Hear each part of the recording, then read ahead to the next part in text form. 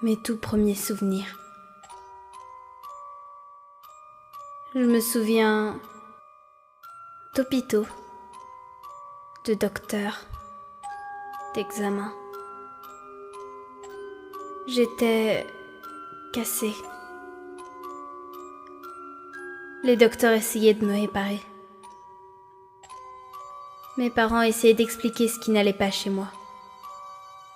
Ils essayaient d'expliquer ce qui me rendait différente des autres gens.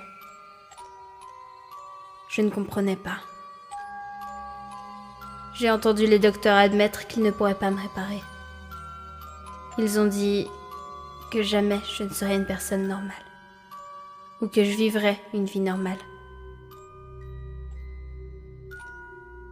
À mesure que je grandissais, je finissais par comprendre ce qui n'allait pas chez moi. J'ai vu d'autres enfants devenir heureux, tristes, en colère, mais je n'ai jamais ressenti ces choses. Je me sentais seulement vide, creuse, incomplète. Mon père voulait désespérément m'aider. Mais ma mère, elle n'était pas du tout comme mon père. Elle n'était pas du tout inquiète pour moi. Elle a dit qu'elle était exactement comme moi quand elle était enfant. Elle m'a dit que, un jour, je rencontrerais quelqu'un de spécial. Elle m'a dit que je rencontrerais quelqu'un qui me ferait sentir complète. Mon père ne voulait pas écouter ce que disait ma mère. Il voulait un enfant normal, plus que tout au monde. Il a tout essayé pour me rendre heureuse. Mais rien n'a marché. Je n'ai jamais été heureuse. Mais je ressentais de la pitié. Je ressentais de la pitié pour cet homme triste. Je ne voulais pas que mon père s'inquiète plus longtemps. Alors j'ai commencé à me conduire comme les autres enfants. J'ai fait semblant d'être normale. Mon père était heureux. On est finalement devenu une famille normale. Mais je pense qu'il savait, tout au fond de son cœur, que je faisais semblant. À l'école, les autres enfants me maltraitaient. Ils me brutalisaient parce qu'ils me trouvaient étrange. C'était gênant. Je me suis rendu compte que si je voulais être traitée comme il se doit, je me devais d'agir comme les autres enfants. J'ai commencé à faire semblant d'être normale, et les intimidations ont cessé. J'ai appris que c'était plus facile si je me forçais à agir comme une personne normale. À la longue, je faisais semblant d'être normale presque chaque heure de chaque jour. J'ai fait semblant d'être amie avec des gens. J'ai fait semblant d'avoir des hobbies. J'ai fait semblant de me soucier quand une tragédie frappait. Mais tout était faux. Je ne ressentais rien. La seule chose que je ressentais, c'était du vide. Plus je grandissais, plus ma condition m'irritait.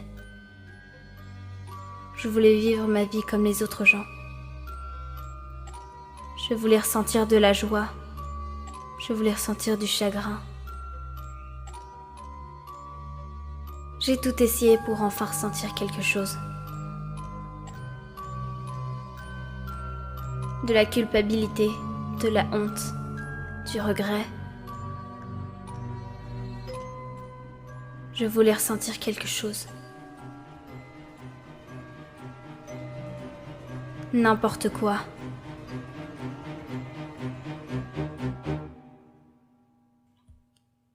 Mais rien n'a marché. Qu'importe ce que j'ai fait, Qu'importe à quel point c'était extrême, je ne pouvais rien ressentir. Le conseil de ma mère était toujours le même. Un jour, tu rencontreras quelqu'un de spécial. Un jour, quelqu'un te fera te sentir complète. Je n'arrêtais pas de penser à ces mots. C'était la seule chose dont j'avais envie. Ma seule raison de vivre. Rencontrer la personne qui me sauverait, qui me réparerait, me compléterait. Et un jour,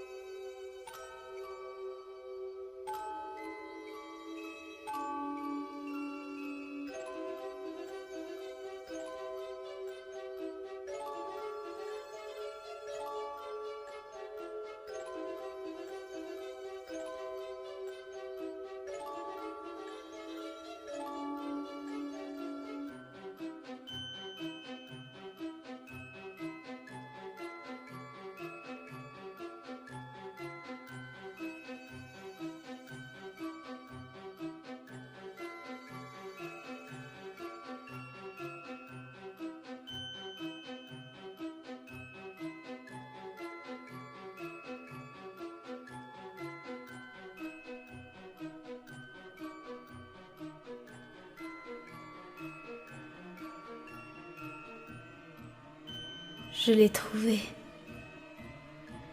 Je ne dois pas le perdre. Je dois le protéger. Je dois le faire mien. Je ne dois pas laisser qui que ce soit le prendre. J'ai besoin de lui. Il est tout. Il vaut n'importe quel sacrifice. Rien d'autre ne compte. Personne d'autre ne compte. Il sera à moi. Il n'en a pas le choix.